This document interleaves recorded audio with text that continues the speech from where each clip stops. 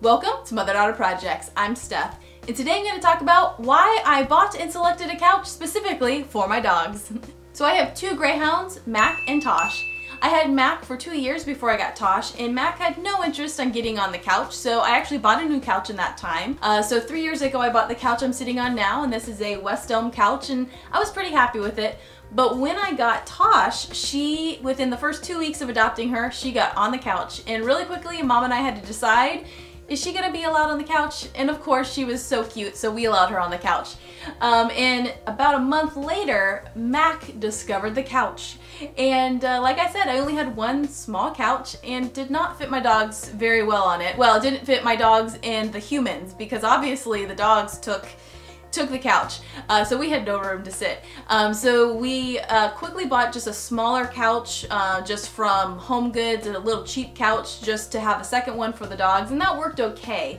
But what was really annoying is because it was so small and light and not well made, when Tosh would jump on the couch really quickly, it would like move the couch, and so the couch kept getting moved back. And also we had our drum end tables that we made on the side, and Tosh, when someone would come to the door, would sometimes jump over those to get to the door, which was not something I enjoyed at all.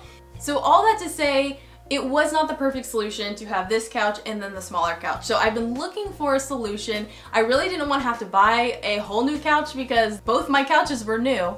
But, you know, the dogs, they are worth it. If you are a dog owner, let me know in the comments, are your dogs worth it? Would you buy a whole new couch for your dogs?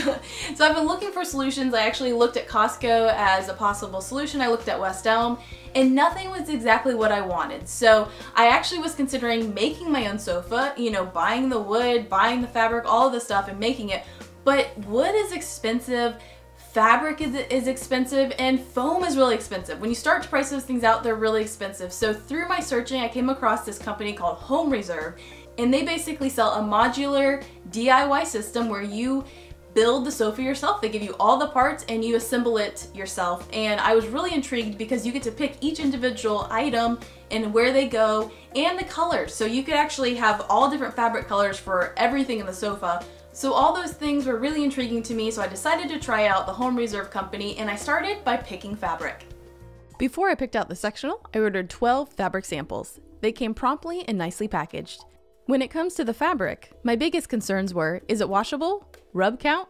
Will dog hair stick to it? And what will look good with my dogs? Rub count is based on a rub test that assesses the durability of a fabric. During the test, a machine rubs the fabric, and when it begins to show wear and tear, the test finishes by counting the number of rubs up to that point. From a couple internet searches, I found anything over 30,000 is a durable fabric, and anything over 100,000 is considered commercial use. I couldn't find these numbers on the Home Reserve website, so I emailed them and got back a quick response. Thus, we focused on these 3 types for our samples. The samples come labeled with the order number, name of the fabric, and the date the swatch was created. Home Reserve has 3 levels of fabric: the Essential Collection, which is machine washable and the lowest price, the Easy Living Collection, which is machine washable and stain resistant and higher priced, and this is also the collection where the 3 rub counts are from, and the Exclusive Collection, which is expensive and not washable, so that was pretty silly for me to consider since I wanted this for my dogs. But I did get a couple samples from the Exclusive Collection in case I wanted them for a pillow or ottoman. The first thing I noticed about the Retriever samples, which are 100K rub count, is they felt durable, but I felt like they would attract and hold dog hair really easily. So I did my own test, which I'm calling the dog rub test, and rubbed it on Mac, which is my biggest shedding dog. And oh my, it failed miserably. Then I dog rubbed the Exclusive Collection, and there was a little bit of dog hair that transferred. But then I dog rubbed the Archetype sample, and there was no dog hair. And you can see Mac smelling it here, so she must like it as well. So that brought me to choose the Archetype fabric, but to pick which color, I laid the swatches on the dogs to see what looked best with them. Tosh is pretty hard to compliment, but Mac looks good with everything, so I decided to go with the Archetype Quartz for the couch and the Archetype Inker for the ottomans and pillows.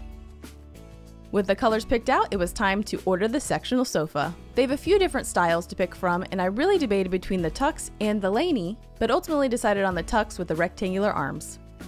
I clicked on sectional units and selected the pieces I wanted. I do wish the website would update the picture with the items you select. That would be nice for visualizing the purchase. I had previously gone through this and measured out my space to figure out what pieces I wanted. I only selected the parts I wanted in the first color. I went down to the Easy Living Collection and chose the Archetype Quartz, and you can see the price went up based on my fabric selection. I clicked add to cart, then selected the 2 ottomans. One is going to be in the corner, which is going to be connecting the 2 halves together, and they will both be an archetype anchor. Then I clicked checkout.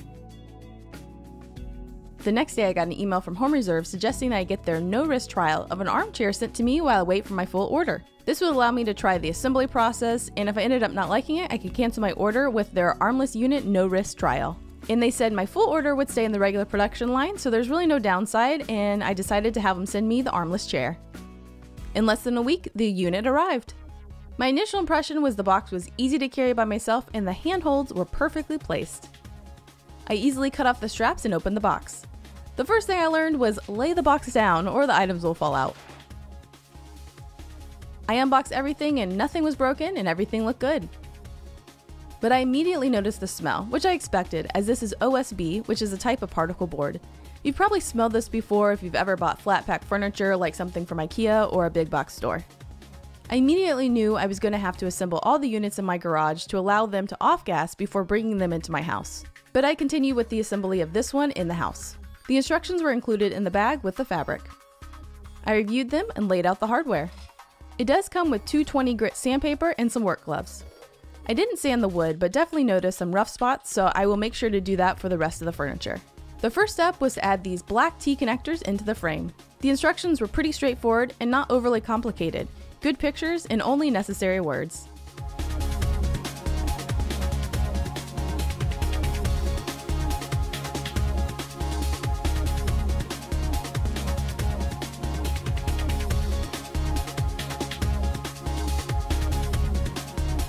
I did grab a mask from the garage as the smell was a little overwhelming, and I did open the windows to air out the house. I was also a little concerned about my dogs breathing this in. Each place where the T connectors were is a screw that secures the frame at those locations.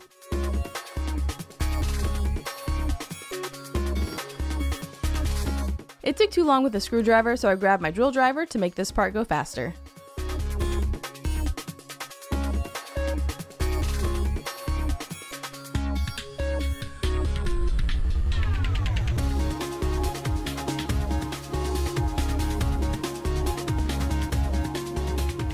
This part is the seat, the white part is actually like a stretchy mesh.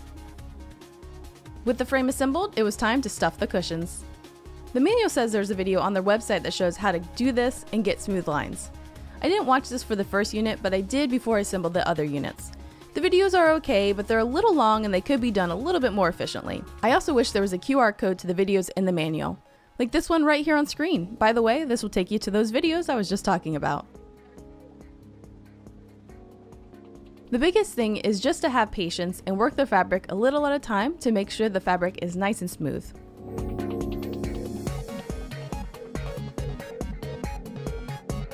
I made sure to turn the fabric right side out and push out all the corners.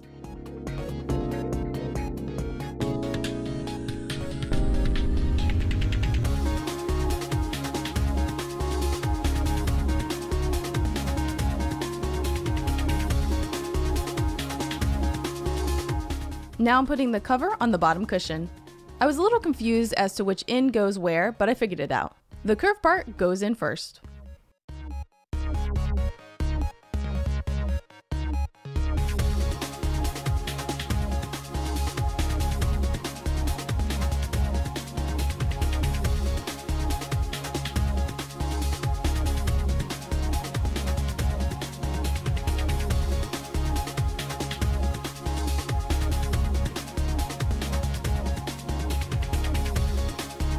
And yes, anytime I'm doing things near the ground, the dogs are oh so helpful.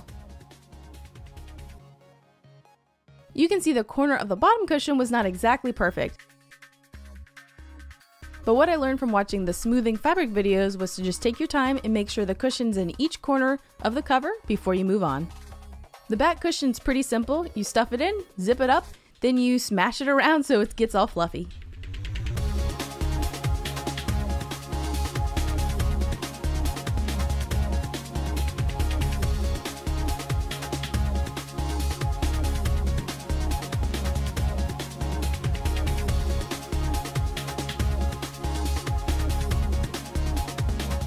Mom had come over by this time and she was the first to have a seat. You can see exposed wood because this is their armless unit, which would be attached to an arm or another unit, or you could even get an end panel to put on the side. Mom immediately noticed how well this fit her. Typically in couches, she has to put a pillow behind her so that her feet will touch the ground, but this one, not at all. She loved the feel. I too like the unit. I did notice it was very firm, but the instructions do say that it comes firm and it will soften over time. I was really happy with it, but Tosh was not interested in it until it becomes a full sectional unit. Once it was assembled, it still smelled, so we took it to the garage to air out, but ultimately decided to seal it with white paint we had left over from a previous project.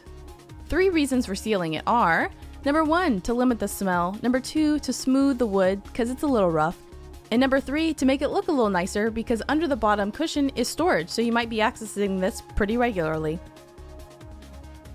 It's not ideal to paint it once it's together, but I didn't want to take it apart. For the rest of the sofa, we'll definitely paint it before assembly. And here's a sneak peek of the couch all together. There's a place for everybody now on the couch, and each dog has their own space. The corner unit is one of their favorite spots. Tosh also loves to be able to lay there and look out the window. I also noticed that they were so used to having a blanket over the couch, as I had covered the bottom cushions of my old couch, that they didn't want to get on the couch unless there was a blanket there. So I've realized if I just put one small blanket on each of the sides that they will cozy up with that blanket. I was also a little concerned that the dogs would have trouble laying on this couch because it's a little bit more narrow than my other couches, but the dogs have had no trouble laying however they want on here, especially roaching, which is a big greyhound thing. I can also push the ottomans up next to the couch to give them even more room in case they're about to fall off, which they have done on this couch, but they also did on my other couch, so that's nothing with this specifically, that's just my dogs. What we learned! Now, as you saw, I ordered the whole sofa, and then Home Reserve emailed me saying that they could send me the armless for me to try out, just in case, you know, just to see how I liked it. And I'm really glad they pushed for that, because when I got the armless before getting the whole sofa, I was able to put it together and really gave me an idea of how I was going to put together the whole sofa when I got it. So, highly recommend doing that to give you an idea of the build and what the process will be like. Now, I did learn a lot after that very first build. One of the first things was the wood is really smelly. So this is OSB wood, and it's usually used for houses, and you don't actually ever see it. And so it's just made of multiple particles of wood, and it's not really pretty. But it's cheap, and so that's why this is a good solution for things you don't really see. But in this case, you do see the wood because part of the Home Reserve has storage, so you are going to see that wood. So I definitely think it's a necessity that you seal that wood so you don't have the smell, and so it's a little bit smoother because OSB can be a little rough. After we sealed that first kind of trial armless chair that we got, I definitely felt more comfortable about the whole process. After I built the first chair, I did have some questions, and I emailed Home Reserve, and they responded really quickly and answered all my questions very, very nicely. I first wanted to know if it would void the warranty if you painted the wood. Not at all. They said that does not void the warranty. I also asked if there was any kind of casters that you could put on the ottoman so it would roll a little bit easier. They don't have a solution, but they did offer a solution that a customer has used before, adding a 2x4 to the OSB wood and then adding a caster to that, and that would not void the warranty either. I also asked if they had any kind of gripping feet, because the feet that it comes with is plastic, and they offered some solutions for grips. But actually, I will say, after putting everything together, it doesn't move because everything is nice and strong, and so it's not moving on my floor at all. So I didn't even need anything rubber like that, but they did give me some great solutions. And then lastly, I asked, what happens if something breaks? How do I get replacements? And they said they just need the part number and your current address, and they will ship it to you. And I will say, we're going to talk about this in a future video, but I did have some issues with some of those first products that I was sent, and they responded very quickly. So that was the biggest takeaway from the first initial experience with Home Reserve, was their customer service is great, which is super necessary because buying into this means I'm buying into it for 10 years of coverage with the warranty, and so I needed to make sure everything was like quick for response from customer service, and it was. So that was my initial review, kind of impression of everything was very good customer service, and I felt really comfortable, and I was excited to get the rest of the sofa. I will say about a week after I got the armless trial, I got the sofa. So everything came way faster than they even said, so that was really nice. After I bought the sofa, I was gonna keep my pillows from my current sofa, but then I got a hole in one of them, and so I decided to order pillows from Home Reserve. And so those came a little bit later, but I've also been happy with the pillows. We'll be sharing a couple more videos. The next one will be building the entire sectional sofa. And then after that, we'll be showing how to assemble everything, how it all goes together.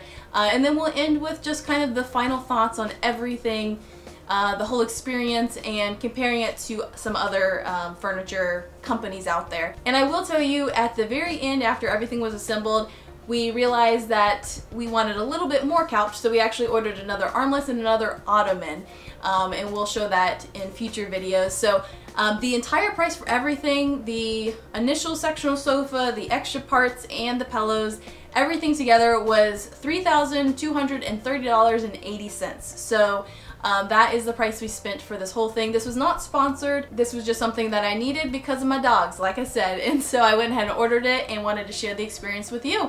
So thanks for joining us. Please check out the next videos. They will be coming out in the next couple weeks. And once they're out, I'll put a link in the description to all the future videos. So thanks for joining. If you want to see more projects from us, be sure to visit us at mother-daughter-projects.com. See you next time. Bye.